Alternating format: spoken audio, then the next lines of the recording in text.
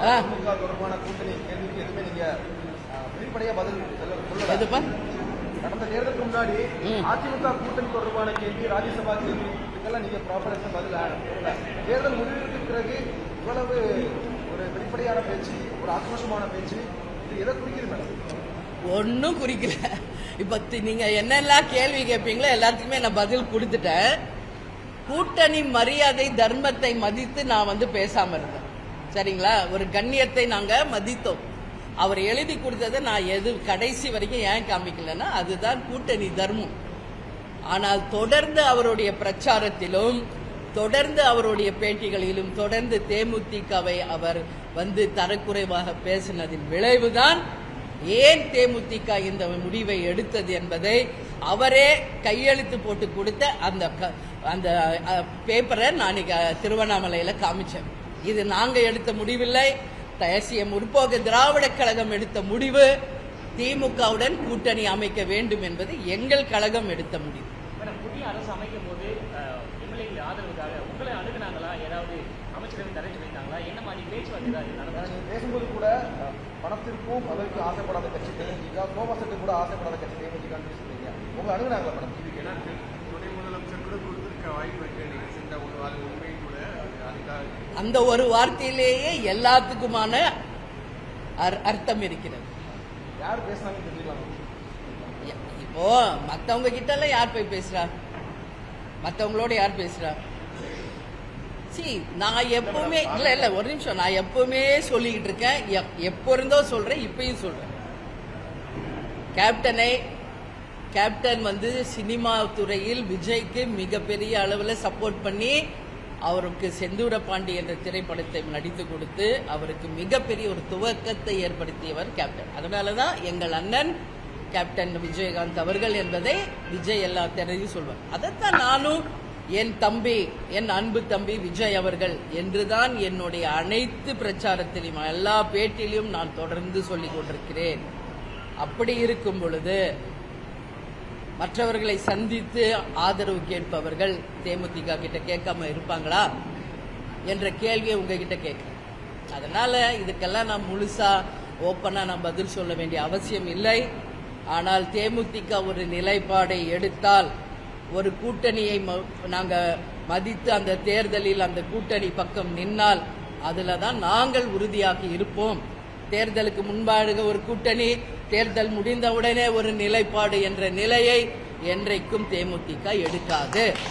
அதுதான் இதற்கான விடை என்பதை தெரிவித்துக் கொள்கிறேன். 2011 தேமுதிக 29 சட்டமன்ற உறுப்பினர் பெற்றிருந்தாங்க. ஒரு 2 ஆண்டுகளுக்கு முன்பாக முன்னாள் முதலமைச்சர் ஜெயலலிதா முன்னிலையில் ஒரு 8 சட்டமன்ற உறுப்பினர் இருந்தாங்க. அந்த நிலை தான் அதிமுகவிற்கு இப்ப ஏற்பட்டிருக்கிறதா சமூக வலைதளங்களில் பலரும் சொல்லியிருக்காங்க. உண்மை, அதுதான் உண்மை. அதை இப்ப பேசினேன். அரசன் நன்று கொள்வான், தெய்வம் நின்று கொள்ளும். ஒரே சாட்சி. முற்பகல் செய்யின் பிற்பகல் விளையும். வினை விதைத்தால் வினைதான் அறுப்பார்கள். அதற்கான சான்று தான் இது. அன்னைக்கு தேமுதிக என்ன செஞ்சாங்களோ இன்னைக்கு அப்படியே அவங்களுக்கு திரும்ப வந்திருக்கிறது. இதுதான் உண்மை. இதுதான் கர்மான்னு சொல்வாங்க. கர்மா என்று ஒண்ணு இருக்குல்ல, அதை யாரும் ஒன்னும் பண்ண முடியாது. அந்த கர்மா திருப்பி உங்களுக்கே வரும் என்பதற்கான உதாரணம் தான் இன்னைக்கு அதிமுகவின் நிலை. இது ஒட்டுமொத்த அதிமுகவினர் தேமுதிக நம்ம கூட இருக்கணும், தேமுதிக நம் தோழமை என்பதை அத்தனை பேரும் சொல்லும் போதும் அதை ஏற்றுக்காததன் விளைவு இன்னைக்கு அந்த கர்மாவை இன்னைக்கு அண்ணன் எடப்பாடியார் அவர்கள் அறுவடை செய்து கொண்டிருக்கிறார். திமுக கூட்டணியில கிட்டத்தட்ட 20 ஆண்டுகளுக்கு மேலாக பயந்த காங்கிரஸ் கட்சி அது வெளியே வரும்போது அவங்களுடைய விமர்சனங்கள் ரொம்ப ஒரு 2ஆம் தரமுக்கும் ரொம்ப கீழா இருக்கிற மாதிரியே சமூக வலைதளங்களை பேசுறது. நீங்க இப்ப கூட உங்களுடைய பேசினா கூட அது பொதுவெளியில என்ன விஷயம் சொல்லணுமோ அதை சொல்றீங்க.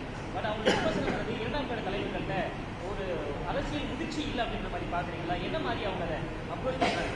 ஏன்னா அவங்க திமுக தரப்பு சொன்னது மரியாதைக்காக கூட அப்போதைய முதலமைச்சரை பார்க்கல அப்படின்னு சொல்றாங்க. நான் எப்போதும் உங்களுக்கு சொல்ற ஒரே பதில் தான், தேமுதிகவின் குரல், தேமுதிகவின் அறிக்கை, தேமுதிக என்ன பேசுதோ அதற்கு நீங்கள் கேள்வி கேட்டால் என்னுடைய பதில் இருக்கும். மற்ற கட்சிகளின் நிலைப்பாடு, மற்ற கட்சிகளின் செயல்பாடுகள், மற்ற கட்சிகள் பேசுவதற்கெல்லாம் தேமுதிக என்றைக்கும் பதில் அளிக்காது. எந்த கட்சியை பற்றி நீங்க கேள்வி கேட்டாலும் என்னுடைய பதில் இதுதான். எந்த கட்சி அப்படி சொல்றாங்களோ அவங்க கிட்ட தான் இதற்கான கேள்விக்கான பதிலை நீங்கள் கேட்க வேண்டும். அது எந்த கட்சியாக இருந்தாலும்.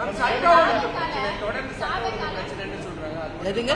சட்ட ஒழுங்கு பிரச்சனை இருக்கு. ஆமாங்க, ஆமாங்க அப்படின்னு சொல்றாங்க. திமுகவும் சரி, மற்ற கட்சிகளும் சரி தொடர்ந்து சொல்லிட்டு இருக்காங்க. நீங்க அது மைனர் கேர்ள்ஸ் எல்லாம் ரீசெண்டா வந்து நிறைய இது பண்ணீங்க. ஒரு டெத் வேற நீங்க எப்படி பாருங்க? டெய்லி நான் அறிக்கை கொடுத்துக்கிட்டு இருக்கேன். இன்னைக்கு தீர்மானம் அதுதான் நிறைவேற்றி இருக்கிறோம். சட்டம் ஒழுங்கும் பாலியல் வன்கொடுமைகளும் மிக மிக அதிகமாக தான் போயிட்டு இருக்கு. இன்னைக்கு மதுக்கடைகள் மூடப்பட்டு இருக்குன்னு சொல்றாங்க. ஆனா உண்மையிலேயே அது மூடப்பட்டிருக்கிறதா என்றால் மிகப்பெரிய கேள்வி. 717 கோவில்கள், பள்ளிகள், கல்லூரிகளுக்கு பக்கத்தில் இருக்கின்ற மதுக்கடைகள் மூடப்படும் என்று முதல்வர் அறிவித்தார். ஆனால் இன்றைக்கு வரைக்கும் உண்மையாக அவை மூடப்பட்டிருக்கா என்ற கேள்விக்கு பதில் அவங்க தான் கொடுக்கணும். சம்பந்தமா சொல்லிட்டு இருக்காங்க. திமுக தேமுதிக ஜென்சியுடைய மீட்டிங் எப்ப நடக்கும்? ஏன்னா ஆல்ரெடி 2 இளம் தலைவர்கள் இருந்தாங்க. எப்படி நம்ம அதை கொண்டு வர போறோம்? அடுத்த பிளான்ஸ் அதுக்கு இல்ல, தேமுதிக அதிகமாக இளைஞர்களை கொண்ட கட்சியாக தேமுதிக இருந்தது. இன்னைக்கும் இளைஞர் அணி இருக்கிறது. விஜய பிரபாகர் இளைஞர் அணி செயலாளராக இருக்கிறார். இன்றைக்கும் எங்கள் கட்சியில பல லட்சம் பேர் இளைஞர்களாக இருக்கிறாங்க. எல்லா ஐடி விங் இருக்கு, எல்லா அணிகளும் எங்களுக்கு இருக்கு. உறுதியாக இப்பதான் தேர்தல் முடிந்திருக்கிறது. எங்களுடைய அடுத்த கட்டம் உறுதியாக தமிழ்நாடு முழுக்க எப்படி நாங்க மக்களுக்காக மக்கள் பணி உள்ளம் தேடி இல்லம் நாடி என்று சென்று மக்களை சந்தித்தோமோ அதுபோல் உறுதியாக எங்கள் அடுத்த கட்ட அறிவிப்புகள் இருக்கும். மேடம், திமுக அதிமுகவிற்கு அடுத்தது இடைக்கலகம் இருக்கக்கூடிய ஒரே கட்சி தேமுதிக தான் தமிழ்நாடு முழுக்க அப்படின்னு சொல்றீங்க. இன்னும் ஒரு 5 மாதத்துல உள்ளாட்சி தேர்தல் நடைபெற இருக்கு. தேமுதிகவுடைய நிலைப்பாடு என்ன? அதுக்கு தேமுதிக எப்படி தயாராகும்? நாங்க ஏற்கனவே சொன்னபடி எல்லா இடத்துலயும் எங்க பூத் கமிட்டி அமைச்சு BL2 போட்டு ஆண்ட கட்சிக்கும் ஆளும் கட்சிக்கும் சமமாக இன்னைக்கு தேர்தல் களத்தில் நின்ன ஒரு கட்சி. அதை இந்த முறை திமுக கூட்டணியில போட்டியிட்ட அனைத்து வேட்பாளர்களும் என்னிடமே ஒத்துக்கிட்டாங்க. எங்களுக்கு மிகப்பெரிய பக்கபலமாக இருந்தது தேமுதிக. ஒவ்வொரு இடத்திலும் உங்கள் கழகத்தை சேர்ந்தவர்கள் களத்திலே மிக பிரம்மாண்டமாக எங்களுக்காக உழைத்து எங்கள் வெற்றிக்கும் உறுதியாக இருந்தாங்க.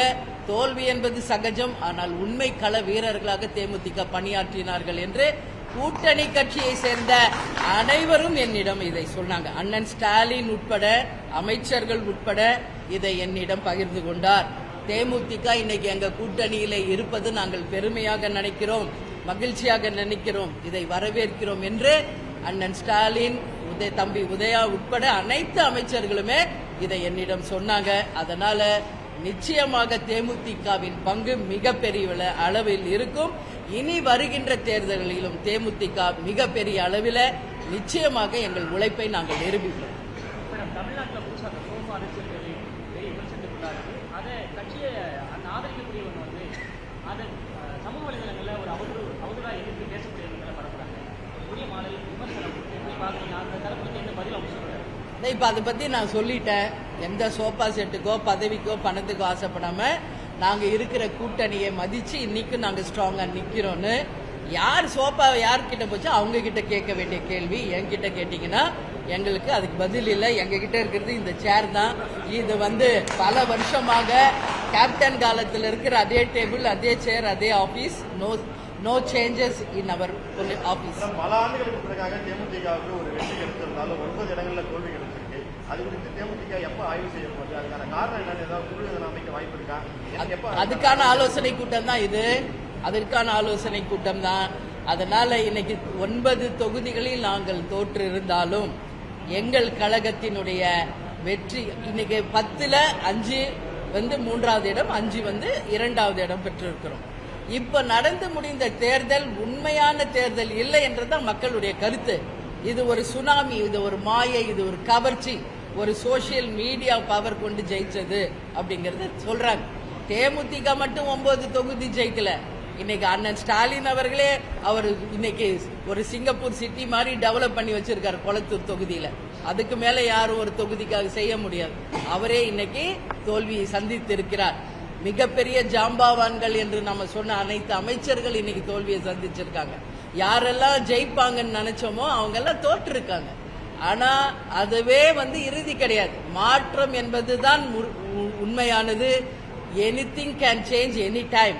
அதனால நிச்சயமாக எப்ப வேண்டுமென்றாலும் தேர்தல்கள் வரலாம், மாற்றங்கள் வரலாம். எதற்காக அஞ்சக்கூடிய கட்சி தேமுதிக கிடையாது. தேர்தல் குஞ்சு இந்த எம்எல்ஏக்கள் கிட்டத்தட்ட ஒரு மாசம் காலம் கூட ஆகல. 4 எம்எல்ஏக்கள் ராஜினாமா பண்ணிட்டு வேற கட்சியில் ஜாயின் பண்ணிட்டாங்க. எப்படி பாக்குறீங்க? ஆனால் நீங்க ஒரு சட்டமன்ற உறுப்பினர், பொதுமக்களுடைய மனநிலை என்னவா இருக்கு? பாருங்க, எல்லாம் கையில பாருங்க, எல்லார் கையிலயும் மை இருக்கா? அத்தனை பேர் கையிலயும் மை இருக்கா? இன்னும் மை கூட யார் கையில இருந்து போகல. அதுக்குள்ள இப்படி ஒரு நிலை தமிழ்நாட்டுக்கு வரும் என்று யாரும் கனவுல கூட காணல. So this is the first time இப்படி ஒரு தேர்தல், இப்படி ஒரு முடிவுகள். இது தேமுதிக தலைகுனிவாக நாங்க எடுத்துக்கொள்கிறோம். இந்த நிலையை தேமுதிக தலைகுனிவாக நாங்க எடுத்துக்கிறோம். அப்போ உங்களை நம்பி ஓட்டு போட்டு ஜெயிக்க வச்ச உங்க தொகுதி மக்களுக்கு நீங்க என்ன பதில் சொல்ல போறீங்க? எங்க தொகுதிக்காக தான் முடிவெடுத்தோம்னு சொல்றாங்க. இதேதான் 2011 எங்க கூட இருந்து, எங்க கட்சியில இருந்து வெளியே போனவங்களும் இதே டைலாக சொல்லிட்டு தான் போனாங்க. ஏன்னா வேற சொல்றதுக்கு அங்க ஒண்ணும் கிடையாது. எங்க தொகுதிக்காக நாங்க போகிறோம், எங்க தொகுதிக்காக போறோம். தொகுதிக்காக போய் என்ன பண்ணீங்க தொகுதிக்காக? சோ இது எல்லாமே கண் துடைப்புங்க. அதனால கையில மை கூட இன்னைக்கு தமிழ்நாட்டில் ஒருத்தர் கையில கூட அலையில. ஆனாலும் அந்த வாக்களித்த மக்களுக்கு இது மிகப்பெரிய துரோகம். மேடம், உங்களுடைய பேச்சு சட்டமன்றத்தில் முதல் முறையாக நீங்க பேசுனீங்க. அந்த பேச்சு பெருமளவில் கவரப்பட்டுச்சு. எதிர்கட்சி தலைவர் அளவுக்கு இவங்களும் பேசுறாங்க அப்படின்றத தேமுதிகவினரும் மற்ற எதிர்கட்சி நபர்களுமே அதை பாராட்டி பேசியிருந்தாங்க. உங்களுடைய அடுத்த கட்டமா மக்களுடைய பிரச்சனைகளை சட்டமன்றத்தில் எப்படி வெளிப்படுத்த போறீங்க? எந்த விதத்தில் உங்களுக்கு மக்களுடைய பிரச்சனையை வெளிப்படுத்த?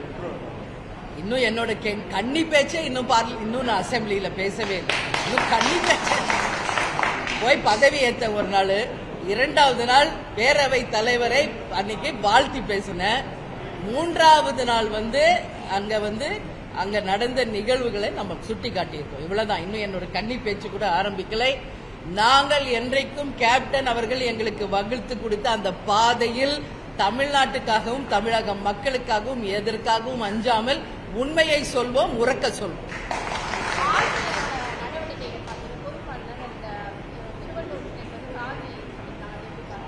அது வருந்தத்தக்க ஒரு விஷயங்க. திருவள்ளுவர் என்பவர் அனைவருக்கும் பொதுவானவர். எந்த மதத்துக்கோ ஜாதிக்கோ ஒரு தனிப்பட்ட முறையில் அவருக்கு எந்த அடையாளமும் கிடையாது. அதனால திருவள்ளுவர் அனைத்து மக்களுக்கும் பொதுவானவர். அவரை பொதுவாக தான் யாராக இருந்தாலும் அவரை மக்களுக்கு தெரியப்படுத்தணும். இது வன்மையாக கண்டிக்கக்கூடிய ஒரு விஷயமாக